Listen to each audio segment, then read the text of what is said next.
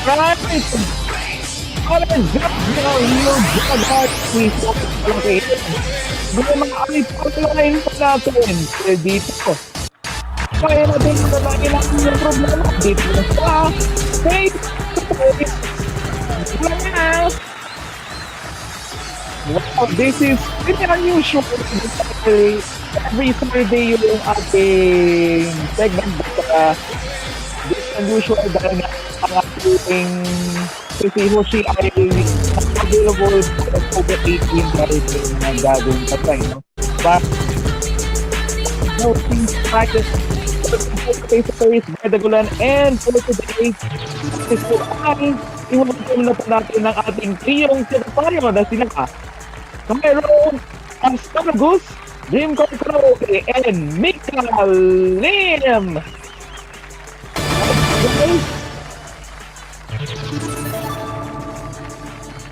Okay, sa ating episode natin ngayon ay ano bang problema natin ngayon? Sino ang may problema ngayon na palalain pa natin? Sino? May reklamo ko kay Kanino?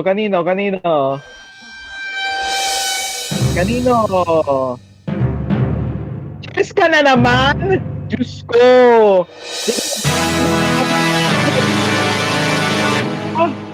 Tsaka crush ni Laura Thorne, pasok!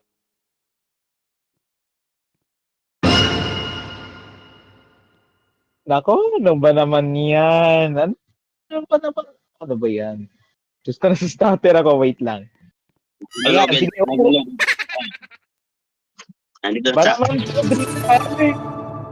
pangalawang beses na to ni Cheska. Ano to? Sige, ano po ang problema mo kay, Cheska? Sige. Anong problema? Pera na naman ba yan? O sa Miku figurine? Sige. Bukang nagtatype pa siya eh. Okay, di ko lang matandaan kung yung ninakaw ni Cheska kay Cotton Buds. Okay. Since the last show. Okay. Sige. Pero this time, ano ba ang problema mo sa kanya ngayon? Ano ba? May ninakaw ba siyang lumpia sa'yo? Sige, para malaman natin kung ano ba talaga ang problema. Nga pala, nasa audience pala natin yung dalawa nating TQ host na sina Pre-Apple Tomato tsaka si Justin Original User na umiinom po ng efficacent oil. Po sa kanilang dalawa. Di lang ninakaw yung aking bag ko na may laman na 10 million pesos. Ay, nako po. 1 million. Yata, 1 million nakalagay. 1 million? Okay. Oo, 1 million. Hindi ko. Diyos ko, pambira. Di lang yon. Sige. Ano pang ninakaw ni Cheska? Ninakaw pa yung strawberry cake na sana regalo ko kay Eva. Kala ko kay Kauro ko. Pambira. Diyos ko. Pati strawberry Ako cake. lang pwede mag-react kay Karo ko ha. Yun lang. Ako, yari. Sige, ano pa yun? Sige. Yun lang ba? Laura Thorne? Yun lang ba? Yun lang. Okay, sige. Para malinawan tayo. At para malaman natin kung totoo ba na ninakaw ni Cheska ang dalawang bagay na yun. Cheska! Pasok! Papasukin natin din si Cheska. Okay, ayan na. Sige. Upo dyan. Yan, sige. Ay, nako, Cheska. Pangalawang beses mo na to. Ano ba naman ito, pambira? Bakit lagi ako? Sige, para malaman natin kung totoo ito. Nesta, ninakaw mo ba ang 1 million pesos ni crush ni Laura Thorne maging ang strawberry cake na dapat sana ay ireregalo niya kay Ava? Totoo ba yun o hindi? Hindi naman. Okay. Hoy, pinaghirapan ko yan. Kalma. Pag-explain natin siya. Ako yung nagawa ng cake. Nako. Sige, para malinaw talaga, para malinaw. Cheska, kailan mo ginawa yung cake na yun? Kailan?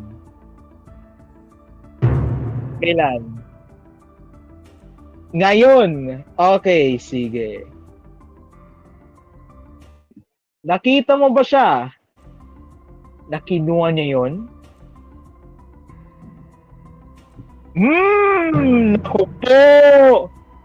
Naku po! Nakita sa CCTV. Okay, sige. Keep ang ebidensya. Nasa ni Cheska para makausap ko siya. Pamilya. Gusto ko mas lumalala na yung mga akusasyon laban kay Cheska. Gusto ko. Hindi pa naman ako nito. Ako ang gumawa niyan. Uy! Nako po.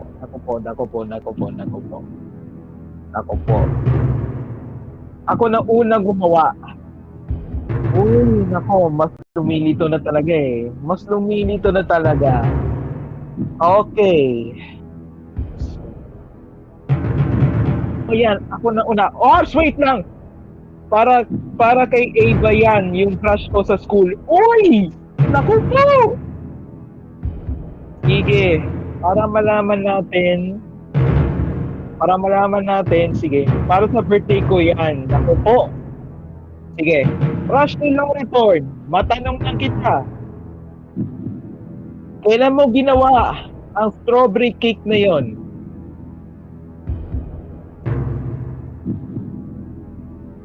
Kailan? Kahapon. Diyos ko. Sige.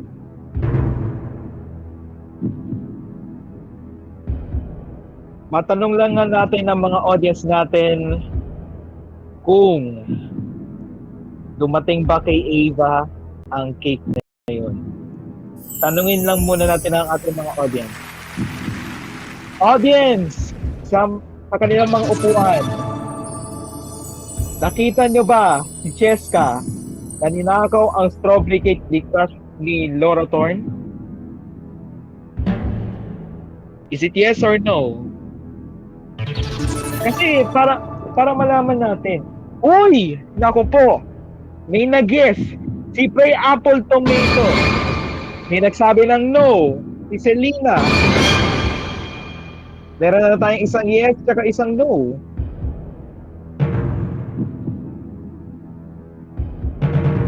Sige. Sige, para malaman natin. Punta lang tayo sa ating mga audience. Pray Apple. Matanong lang kita. Bakit mo pinili ang yes? Meron ka bang ebidensya? Nakita ko sa CCTV. CCTV. Okay. Babae ba ang kumuha? Oo yata. Oo yata raw. Diyos ko, parang hindi sure ah. Parang hindi, alam mo na, kampante sa sagot niya. Diyos ko. Okay. Sige. Thank you, Pre Apple. Tanungin naman natin ay, tangina yung Roblox ko naglalag. Tanungin naman natin si Selena. Okay, Selena. Bakit mo pinili ang no? Di mo ba siya nakita na, nagnakaw ng cake? Look what they did to my son. Selena, What they did to... wala naman siyang What they... kasalanan for real. Pinagtatakpan ako po. Sige, nakita mo ba siya? Dahil sabi niya, may CCTV daw sila. I'm just showing this. Look what they did to my... This. What did they do? Uh-oh. Nakita mo ba siya sa CCTV? No. Okay, sige. That's all I want. Maraming salamat. Okay, so lumalabas nga na si Preapol, ang testimonya niya ay nakita daw niya si Cheska sa CCTV. Samantalang si Selena, parang pinagtatakpan niya si Cheska dahil wala daw siyang kasalanan. Okay. Sige, para malaman talaga natin na hindi si Cheska ang nagdakaw ng cake na yun. Sige, Cheska, anong tsura ng cake na yun? Bago ko tama na ako. Kasi, binabase natin yung strawberry. Okay. Sige. Strawberry. May mga strawberries ba yun at may konting chocolate? Okay, strawberry chocolate. Yung chocolate na ba yun? Yung chocolate ba yun nasa loob o nasa labas ng cake? Nasa labas. Okay. Sige, take notes natin yon. Ang cake ni Cheska, may chocolate sa labas, tapos may strawberry sa tuktok, no? Okay, sige. Crush ni Laura Thorne, ano ang itsura ng cake na yon? Yung ginawa mo. Kung ikaw ang gumawa, kami ang gumawa ng cake. Ako sa baking, si Kyle sa nag-icing. Okay, here we go. Nasa loob yung strawberry at strawberry icing. Ayun. Okay. Sige. Ano yun? Hybrid? Wait lang. Anong hybrid? Pambira? Hybrid. Maniniwala ba tayo na yung strawberry icing dapat nasa loob ng cake? Kung nasa loob yun, edi dapat sana feeling yun. Kasi ako, nag-aaral ako ng pag-bake eh. Diba? So yun. Tapos sabi niya, nasa loob din daw yung strawberry. Ay, Diyos ko. Okay. Sige, para malaman natin din kung anong oras nangyari ang pagnanakaw, tanongin muna natin si Cheska. Kasi itong si Crush ni Laura Thorne ay yung unang sinisisi. Cheska, anong oras nakita mo na wala na doon ang cake? Anong oras yun? Probably mga 6 to 7 p.m. Okay. So, kahapon yun. Kahapon yun, di ba? Ay, hindi. Mali pala ako. October 9 niya dapat yun ginawa. 6? Okay. Sige. Meron na tayong... Hindi. Baka kahapon niya ginawa eh. Baka kahapon niya ginawa. Tapos, mga 6 to 7 p.m., mga kahapon na yun, nakita niya na wala na dun. Tama ba? Tama ba ang aking testimonya? Mukhang tama kasi teka, 12:34 a.m. ng kahapon, yun, tulog pa ako noon. Nasa ref yun. Ano yan? Trespassing? Uy, teka. Kalma, kalma, kalma lang. Nako po. Nako po, nako po, nako po. Teka, Carl, manahimik ka lang ha. Manahimik ka, wala ka dito.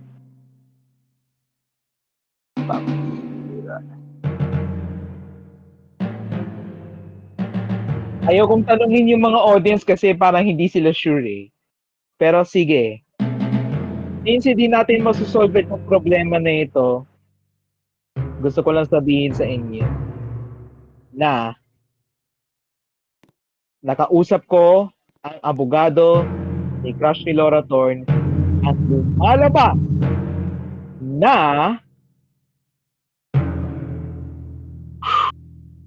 ready na ba kayo sa revelasyon na ito? Oy! Nako po. Teka! Ako ang kumain. Nako po.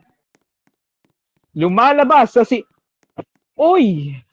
Si Kaoru Kawaguri. Okay. Nako po. Meron pa tayong isa pang suspect dito. Sige. Kaoru ko. Kaoru ko. May mas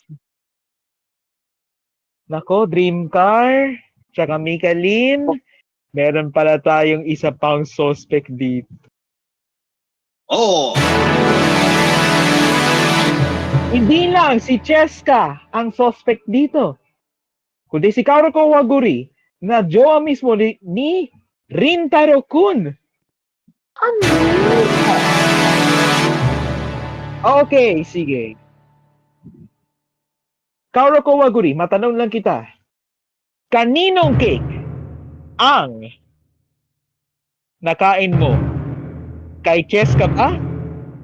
O kay Laura Thorne? Kanino yon? Kanino? Parehong cake. Diyos ko. pero kanino? Ako po. Sige, para... Kasi kung pareho yan, dalawa yung nakain niya. Yun ang ibig sabihin dun. Yun lang ibig sabihin nun. Diyos ko. Masarap kasi. Uy! Anong masarap ba? Anong masarap? Yung feeling ba? Or yung chocolate? Yan ako na-confuse eh. Kung ano, yung feeling. Oh, Uy! So, ibig sabihin... Teka lang. So, ibig sabihin... Kay Laura Thorne yung nakain mo. Oh, no. Tama ba? Kinabukasan yung isa. Okay. So, at this point, ibig sabihin, yung nakain ni Kaoru ko kahapon ay yung cake ni Laura Thorne. Then, kay Cheska naman yung isa, which is ngayon. Oh, no. Oh. Kaoru ko, alam naman natin na mali ang pag-angkin ng isang cake na ginawa ng isa na ginawa naman ng isa. Ngayon,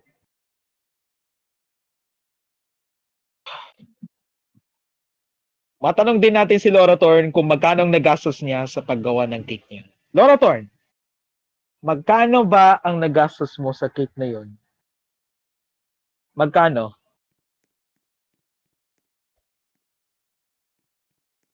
Parang hindi nagsasalita. 2K plus. 2K plus kay Laura Thorne. Okay. Cheska, magkano yung nagastos mo sa cake na yon? 3K. Okay, so mas mataas.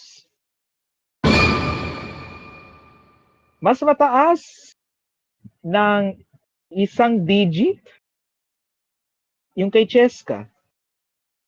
Ano yun? Ginto? Pambihira. Sige, para malinaw din. Para malinaw at para may ayos na rin ang problema na ito. Audience, ano ba ang may recommend nyo or may sasuggest sa dalawang... Uy, namatay si Karo ko! Hala! Uy! Pambira.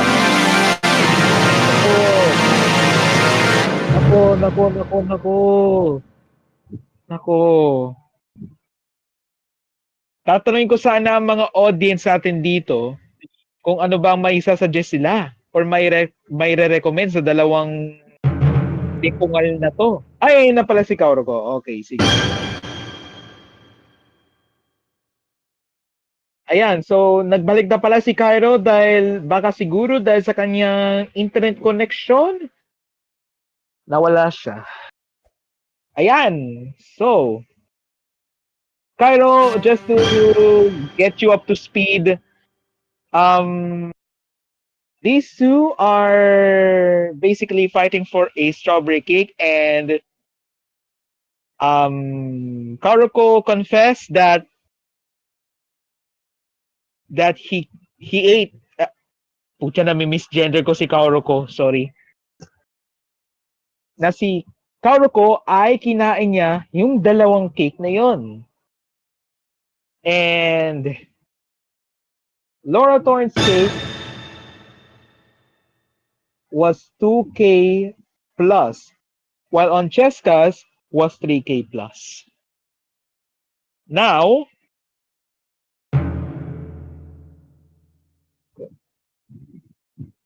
Karuko, since ikaw ang kumain ng dalawang cake na yon at namatay ka kanina, teka, sorry sa dead air. Kaninong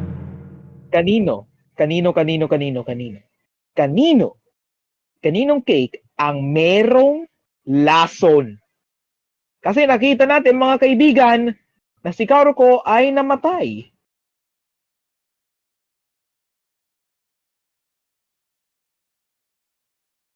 Wala. Putang inang yan. Nako po. Walang... Diyos ko. Uminom kasi ako ng may sakit kanina. Ah, yes! Yes. May sakit. At ang kami kaya namatay. Ako, ano yun? Marijuana? Diyos ko. Baka pinagsama mo ng sa susunod lang, pero may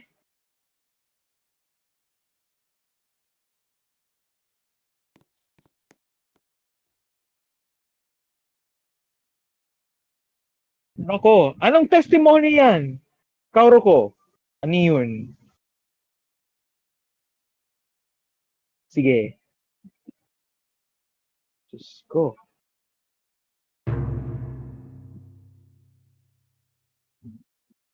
Ops, wait. Si Cheska at yung crush ni Laura nagtatrabaho sa same bakery ng jowa ko. Patisserie Plain. Ay, teka lang. Bakit may natutulog? Hoy!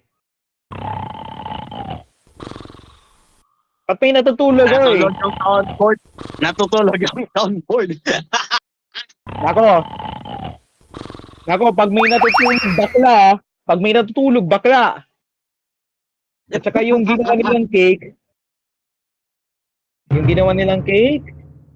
whoever sleeps first is gay.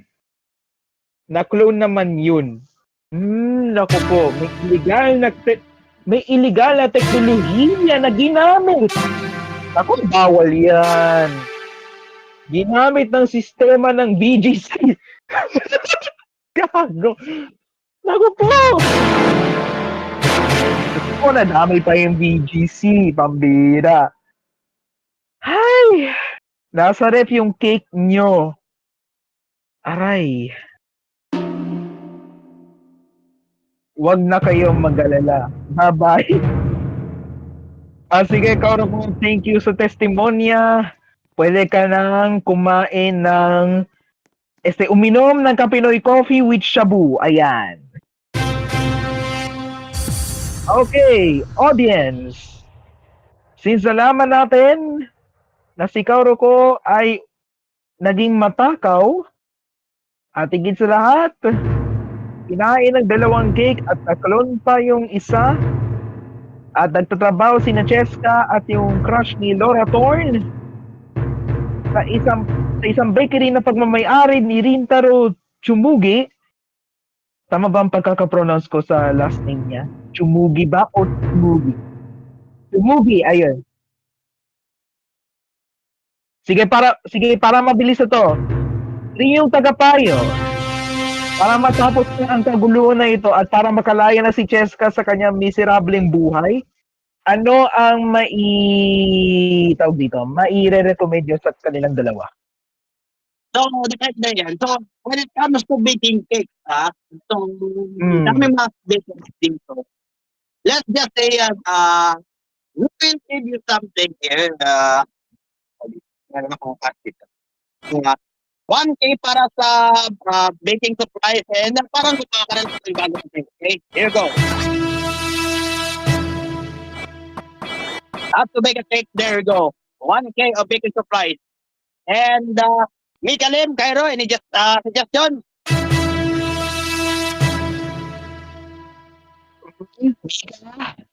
Mika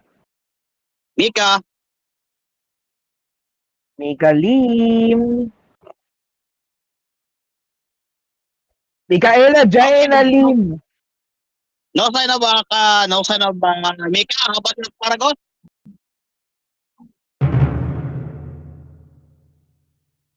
Aspir.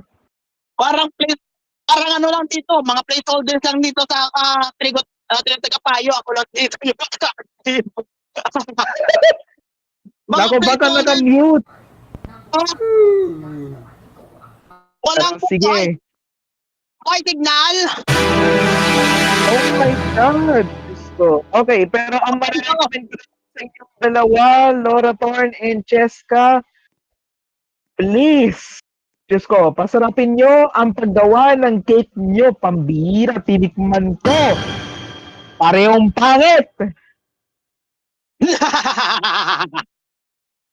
Gusto ko yung...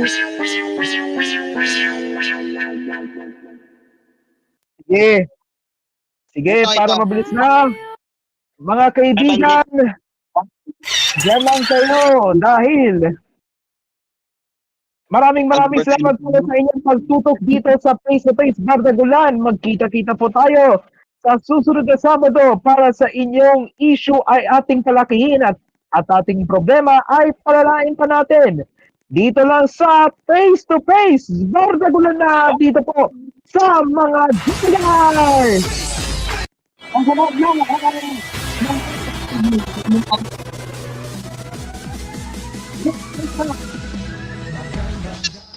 Bukas